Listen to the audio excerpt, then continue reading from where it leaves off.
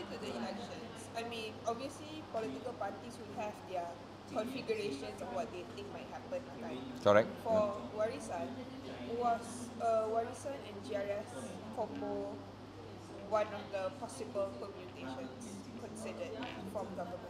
Before, obviously, you know what the... You mean before that? Like, yeah. Okay, of course there were a lot of talks about GRS and Warisan working together into the election so that we don't have to fight each other, right? So we can form the government. But we must understand the story before that. The story before that was Warisan was in the government. The leaders who are in, before GRS, wanted to work with Warisan and then betray Warisan, and Warisan government failed as a government because of all these frogs, thing, hoping and all that.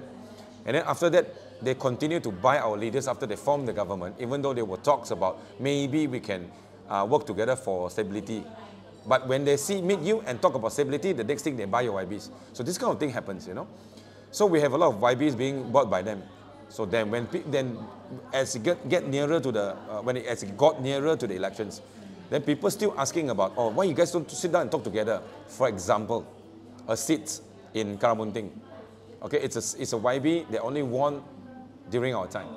And now he is an incumbent GRS YB. So if we were to discuss, this seat goes to who? Of course, automatically we will have to claim this seat because we won the seats, right? But they would not let go of this seat because this seat is their incumbent. They consider their incumbent, you see? So for us, we would not want these seats. Like, for example, now we contest and we won back these seats. We won back Karamunting. So it shows that Karamunting seats is for us. You see? So, but if we were to work with, say, for example, in Tanjung Kapur is also our seat. If we were to negotiate them before the elections, these seats we want to take it back, but they won't give it back to us. So there are too many bad bloods happened before that, prior to the election. So the best way is to understand that we all Sabahans must understand the inspirations or the aspirations of our Sabahans.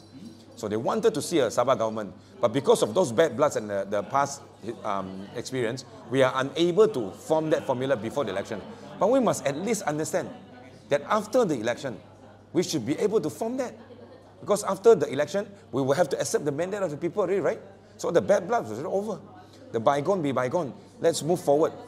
But when this happened, surprisingly, they still wants to go with the party, with the West Malaysian Party. So then it will give us no choice. We don't have a choice but to keep fighting on. So that's what.